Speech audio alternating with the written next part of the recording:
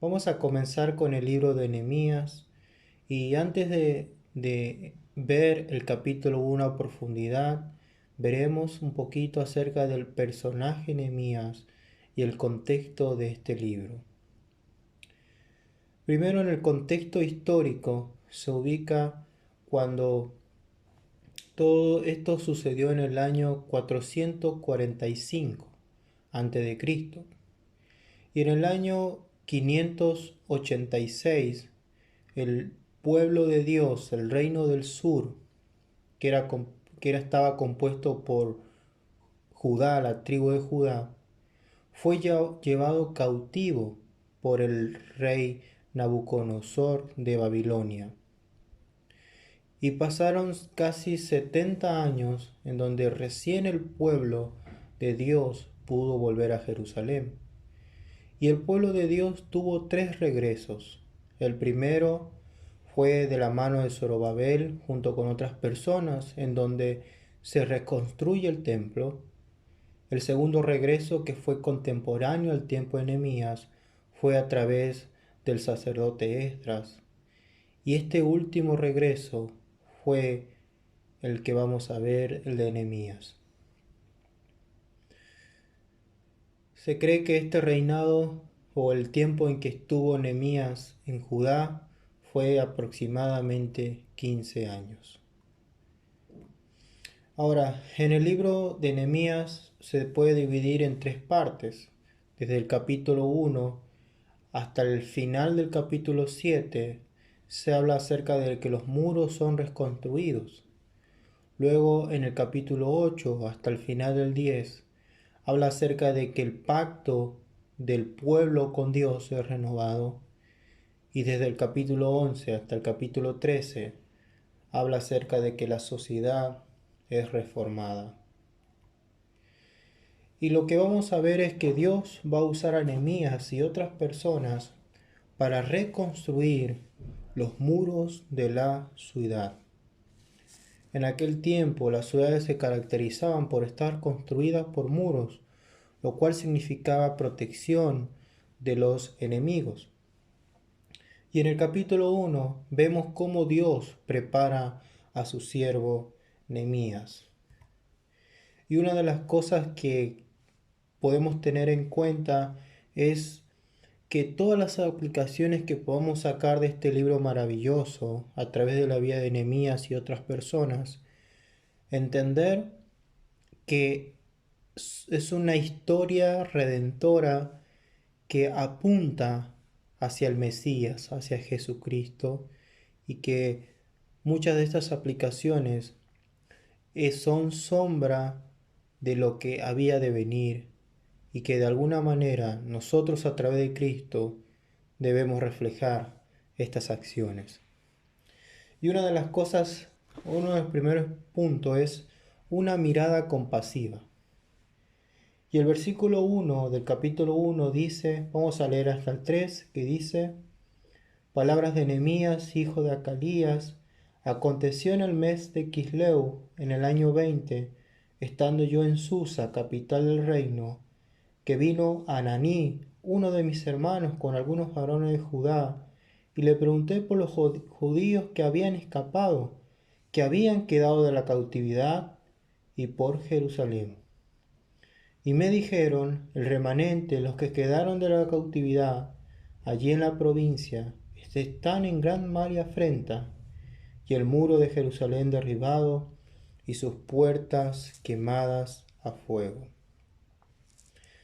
Se podría decir que Nehemías nació o se encontraba en la capital del reino, que era Persia, y era una distancia bastante considerable desde Persia a Jerusalén, y todo lo que seguro aprendió Nehemías acerca de su pueblo fue a través de los relatos de sus compatriotas israelitas que solían ir y volver, ya sea por comercio, desde Persia a Jerusalén y de Jerusalén a Persia. Y Nehemías era una persona muy importante en el reino. Era una persona, al final del capítulo vamos a ver, que dice que era copero del rey. Entonces Nehemías Ser copero del rey en aquel tiempo era un cargo importante, porque él se encargaba de probar las bebidas que iba a probar el rey, y lo hacía antes él primero para ver si la bebida no estaba envenenada. Entonces, era importante. Nehemías ocupaba una gran responsabilidad y gozaba de ciertos privilegios en su entorno seguro. Pero algo movió a este siervo, algo movió. Y dice el versículo 2 que su hermano Ananí, junto con otros varones de Judá, le dijeron acerca de la situación en que se encontraba Jerusalén. Nehemías venía sabiendo de hace mucho lo más seguro acerca de la situación de su ciudad y de su pueblo, pero no sucedió hasta este momento en su vida en que él fue tocado por Dios y pudo o desarrolló en él una mirada compasiva hacia sus hermanos. Y dice que en el versículo 3 le dijeron que estaban en gran mal y afrenta y el muro de Jerusalén derribado y sus puertas quemadas. Entonces Nehemías, al ver todo eso, empieza a desarrollar una mirada compasiva, pero también a ver por los demás. Y a pesar de que Nehemías está rodeado de muchas cosas materiales, se puede ver en Nehemías que a él le importaba más las personas que las cosas. Y de alguna manera nosotros, o de alguna manera esto se refleja en Cristo, que estando en la eternidad entre el Padre y el Espíritu Santo, decidió descender, decidió dejar su trono para venir a este mundo y por tener compasión de nosotros al darnos su vida. De alguna manera, la vida de Nehemías es un reflejo de ella, pero también lo debe ser para nosotros, en donde debemos incentivarnos y motivarnos a ver por las necesidades y las condiciones de las demás personas, ya sea de mis hermanos en la fe, pero también de mi prójimo más cercano. Las murallas de la ciudad representaban una protección para los habitantes, para el comercio y las personas. Y de alguna manera pensar en los demás y darle prioridad a la voluntad de Dios por encima de la propia conveniencia de uno es muy importante. Nehemías hizo eso, pensó en lo demás y le dio prioridad también a la voluntad de Dios, más allá de si a él le convenía o no ir a Jerusalén. Porque recordemos que Jerusalén en ese momento no estaba de la mejor forma. La ciudad estaba devastada.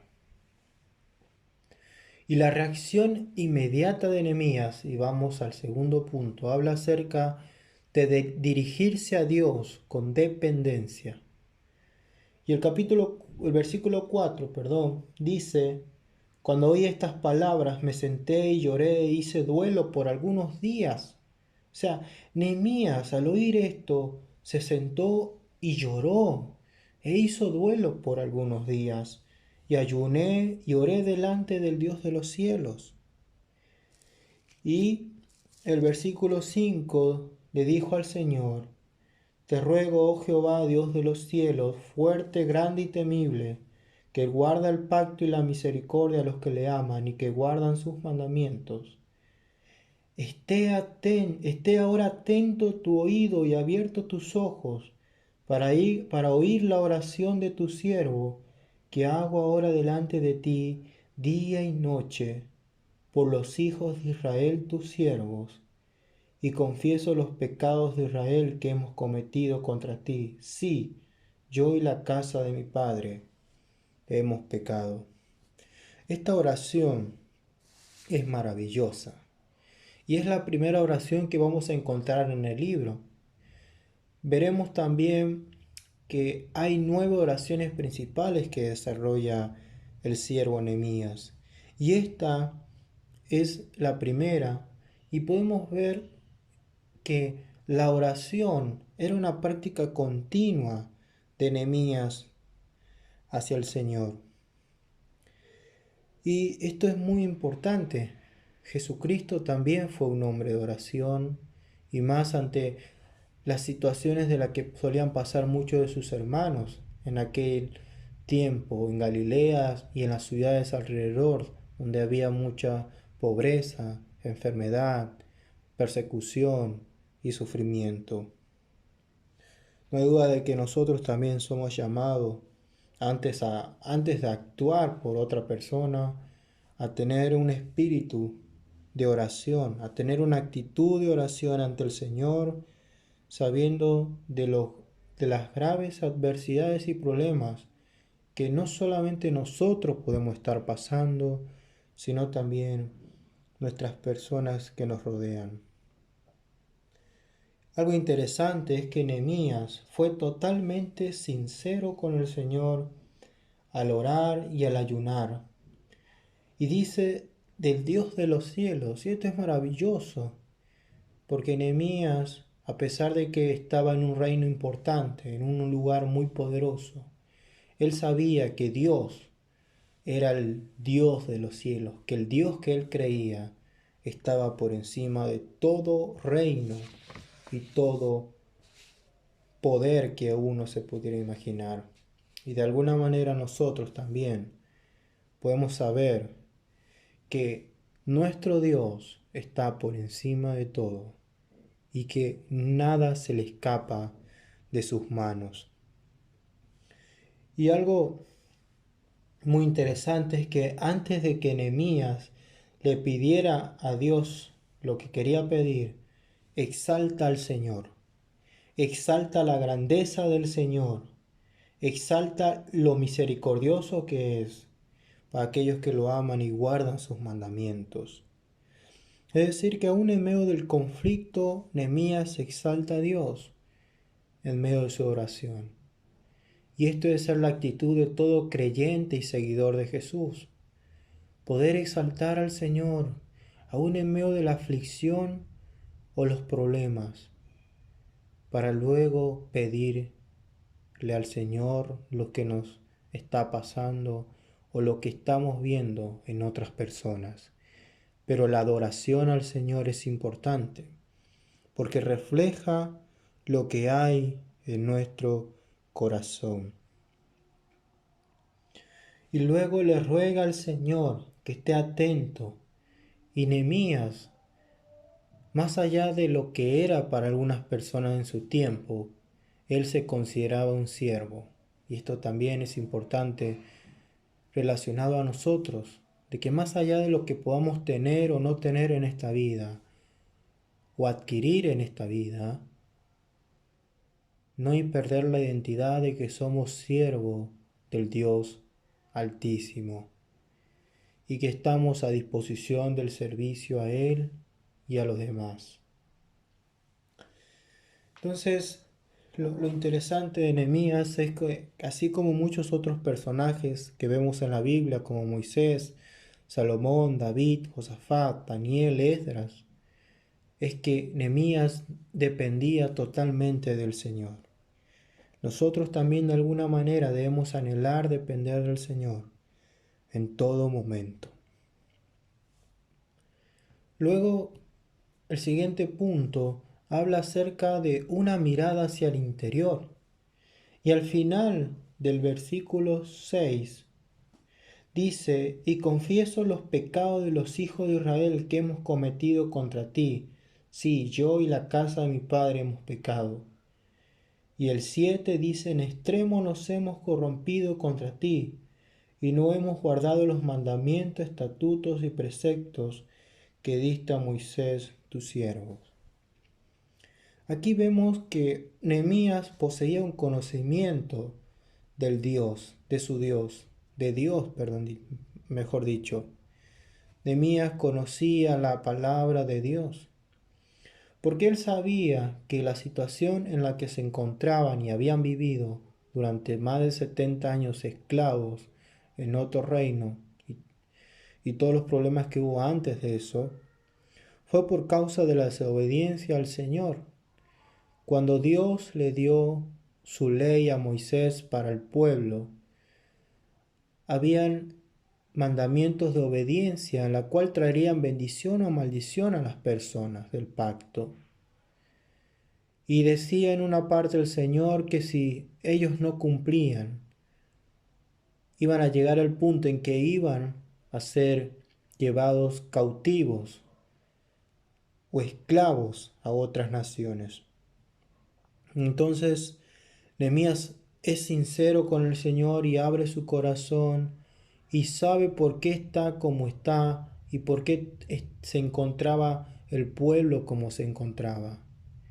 Y esto también nos enseña a nosotros a querer, anhelar, conocer más al Señor para poder saber por qué pasa o por qué nos pasan cosas que a veces no sabemos el por qué. Y muchas veces ese no saber, quizá lo podríamos saber si pasáramos tiempo con la palabra de Dios, conociendo al Señor. Pero también el Señor anhela de nosotros un corazón sincero, donde podamos confesar nuestros pecados, donde podamos ser sinceros con Él en todo lo que hemos hecho. Y Nehemías no solamente dice que no solamente asume que el pecado fue solamente del pueblo, sino también él se pone en ese lugar. Y eso es increíble. De alguna manera también nosotros como creyentes, no solamente somos llamados a confesar nuestros pecados delante del Señor, sino también de alguna manera a orar por nuestro país, a orar por nuestra familia, porque muchas veces mi familia y yo, este país y yo, hemos pecado. Hemos fallado al Señor y por eso estamos como estamos. Y esto es uno de los primeros pasos hacia la madurez, pero también a reflejar un corazón conforme al corazón de Dios. Luego, el siguiente punto es mirar hacia atrás agradecidos. Y dice el versículo 8, acuérdate ahora de la palabra que diste a Moisés tu siervo. Recuerden que Dios había dado su ley al pueblo de Israel a través de Moisés, diciendo, si vosotros pecareis, yo os dispersaréis por los pueblos, como había dicho. Versículo 9, pero si os volviereis a mí y guardareis mi mandamiento y los pusiera por obra, aunque vuestra dispersión fuera hasta el extremo de los cielos, de allí os recogeré y os traeré al lugar que escogí para hacer habitar allí mi nombre. Qué maravillosa promesa del Señor.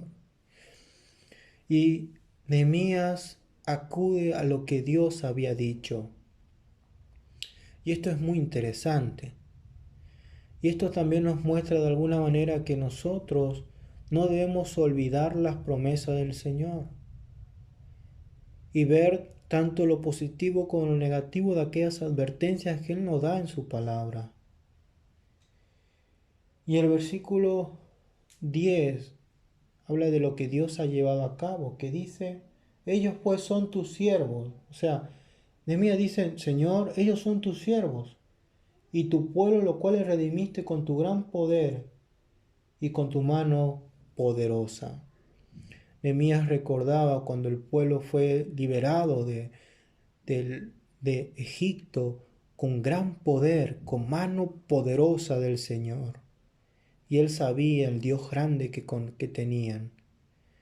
De alguna manera el Señor desea que nosotros podamos recordar lo maravilloso que es Él, lo que Él hizo en nuestra vida a través de Jesucristo, y no lo olvidemos. El milagro más grande que Dios ha hecho en nuestra vida es darnos vida eterna, hacernos una nueva criatura, hacernos nacer de nuevo por la obra de la persona del Espíritu Santo, al creer y confesar a Jesús como Señor y Salvador. Entonces, algo interesante entre el versículo 8 y 10, se podría decir que como creyentes debemos mirar hacia atrás agradecidos por todo lo que Él ha hecho en la historia de la humanidad, pero también en nuestras vidas. Y por último, el último punto, mirar hacia adelante con confianza.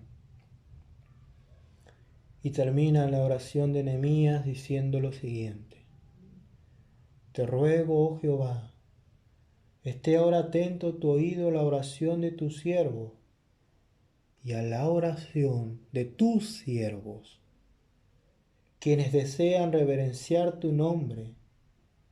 Conceda ahora buen éxito a tu siervo y dale gracia delante de aquel varón, porque yo servía de copero al rey. Nehemías no solamente se quedó viendo hacia atrás lo que Dios había dicho y hecho, sino que también vio hacia adelante con confianza, porque de alguna manera él y otros siervos querían reverenciar al Señor, querían reverenciar el nombre del Señor. Y le pide Nehemías a Dios que le dé éxito para que él pueda hablar con el rey y pueda obtener un permiso para ir a Jerusalén y ayudar a sus hermanos a reconstruir los muros. Y Nehemías, no hay duda de que sabía que solamente el Señor podía ayudarlo en ese momento. Y lo que hizo Nehemías fue orar, ayunar, humillarse ante el Señor, pero también empezó a planificar y a pensar en lo que haría. Nehemías estaba confiando en el Señor, pero tampoco él estaba solo. Habían otros hermanos, como dice el versículo 11, siervos. Y de alguna manera la oración de Nehemías iba a ser contestada en el capítulo 2, como veremos en la próxima. Pero desde el capítulo 1 al capítulo 2 pasan más de 3 meses en el cual Nehemías estuvo esperando esta confirmación y esta oportunidad de hablar con el rey. Para terminar y haciendo una conclusión del capítulo 1, vemos que Nehemías de alguna manera, como un líder y un hombre de Dios, se asemeja o tiene actitudes y acciones parecidas a la vida de nuestro Señor Jesucristo. Pero también nos da un patrón de cómo Jesús se movió en esta vida. Debemos anhelar delante de Dios, tener misericordia y compasión por nuestro prójimo. Debemos exaltar al Señor en todo momento y en todo tiempo, y luego pedirle al Señor lo que nos esté pasando, pero que esas oraciones reflejen más nuestra preocupación por los demás que por nosotros mismos. También debemos buscar conocer al Señor cada día más y más a través de su palabra y recordar lo grande que es Él, lo que Él ha hecho en nuestra vida y en otras personas a través de la historia. Pero también debemos ver el presente y el futuro con esperanza y confianza de que ese Dios que nosotros creemos está con nosotros y no nos desampara, y que Él seguirá obrando en nuestras vidas. Que la oración sea ese motor que nos lleve a conocer más al Señor, a pasar más tiempo de intimidad con el Señor, y que todos nuestros planes que queramos hacer Él sea el primero en saberlo. Eso sería todo por este capítulo y vamos a continuar con los siguientes. Que Dios los bendiga.